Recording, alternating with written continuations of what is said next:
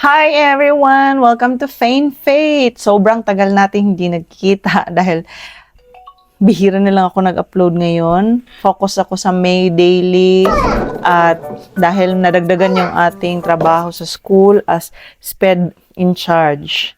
So, ipagpapatuloy natin ang pag-upload sa ating Fain Faith na channel at magpo-focus ako sa parang dictionary at saka concordance sa Bible. So, I'm sure marami na tayong pwedeng paghahanapan. Meron tayong ChatGPT, meron din tayong mga Google, pero iba pa rin yung nag-base tayo dito sa Bible na naka-ano na siya, nakahilera, nakahanay na lahat. So, what does it mean and where do I find it? Yung magiging pamagat at magsisimula ako sa letter A.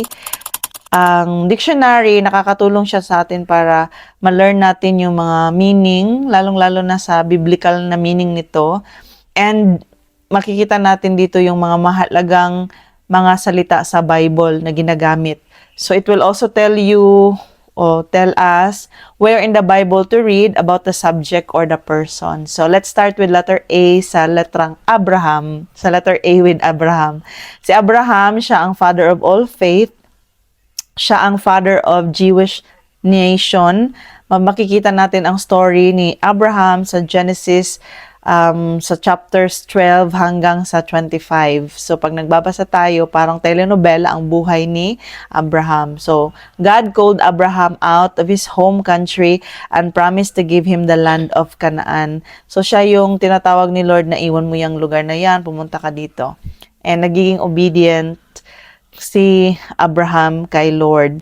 Sa Genesis 12:1, mababasa natin dito yung nakasabi, sabi dyan, walang stop, ikakat na lang natin. So, Genesis chapter 12, verse 1, The Lord had said to Abram, Leave your country, your people, and your father's household, and go to the land I will show you.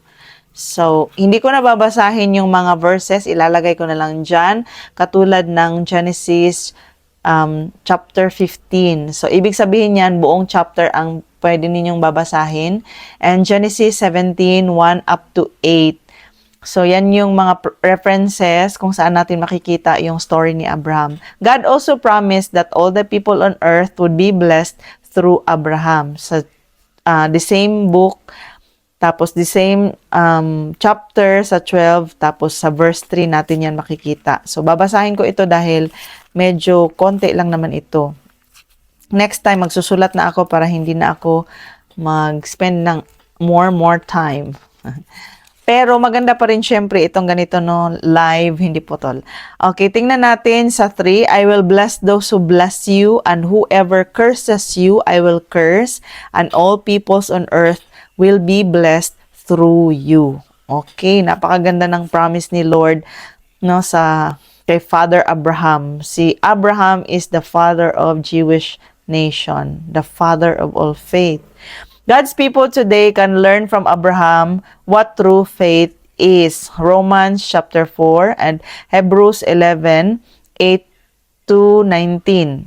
So, hindi ko na siya babasahin dahil sobrang haba na siya. Pero, kung maalala natin si Abraham, siya yung hindi siya hindi siya makaanak. Tama ba ako? Titingnan natin na siya ang father of all faith sa Hebrews. Sige, tingnan natin sa Hebrews chapter 11. Sabi dito sa Hebrews chapter 11, funny naman ito, nagsisimula ako, hindi ako nag-study lahat-lahat ng mga verses na binigay. Hebrews 11:8 hanggang 19.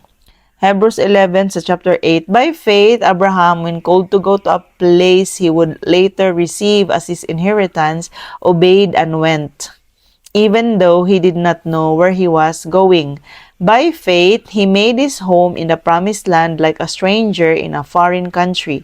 He lived in tents, as did Isaac and Jacob, who were heirs with him of the same promise. For he was looking forward to the city with foundations, whose architect and builder is God. By faith, Abraham, even though he was past age, and Sarah herself was barren, was enabled to become a father because he considered him faithful who had made the promise. And so from this one man, and he as good as dead, came descendants as numerous as the stars in the sky and as countless as the sand on the seashore. Hanggang 19 ito. And all these people were still living by faith when they died. They did not receive the things promised. They only saw them and welcomed them from a distance. And they admitted that they were aliens and strangers on earth. People who say such things show that they are looking for a country of their own. If they had been thinking of the country they had left, they would have had opportunity to return. Instead, they were longing for a better country, a heavenly one. Therefore, God is not ashamed to be called their God, for He has prepared a city for them. By faith, Abraham, when God tested him, offered Isaac as a sacrifice. He who had received the promise was about to sacrifice his one and only son, even though God had said to him, "It is through Isaac that your offspring will be reckoned." Abraham reasoned that God would raise the dead, and figuratively speaking, he did receive Isaac back from death. So, sa hindi nakakaalam ng story ni Abraham at saka ni Sarah, ito yung time na kung saan matandang-matanda na si Sarah at siya, no, syempre, tapos sinabihan sila ng angels na manganganak pa siya pero pinagtatawanan niya lang, hindi siya naniniwala dahil matandang-matanda na talaga sila para magkaanak. Pero kahit na meron silang failure, no, sa time na yung kanyang maid servant si Hagar ay pinatabi ni Sarah kay Abraham para matupad daw yung promise ni Lord, pero hindi yun ang gusto ni Lord dahil at first kasi hindi sila talaga naniniwala na magkakaroon pa sila ng anak. Pero faithful si Lord. Kung ano yung sinasabi niya, mangyayari talaga sa buhay natin, guys. Even sa atin, no, kahit na medyo matagal man, kailangan natin maghintay ng ilang taon, ng ilang dekada pa yan. Basta merong sinasabi si Lord sa atin, mangyayari at mangyayari yun. So sa kanila, hindi sila naghintay. So ang nangyari, may alitan between sa family ni Hagar, yung katulong nila, yung maidservant nila, at sa family ni Sarah. So, pagdating naman ni Isaac, yung anak nila nakaisa-isa, sinabihan si Abraham ni Lord na i-offer, no, at dinala niya doon sa Mount Sinai. Tapos, sa time na papatayin niya na sana, sinabihan siya ng angel, nakarinig siya na, hindi, wag mo nang gawin yan.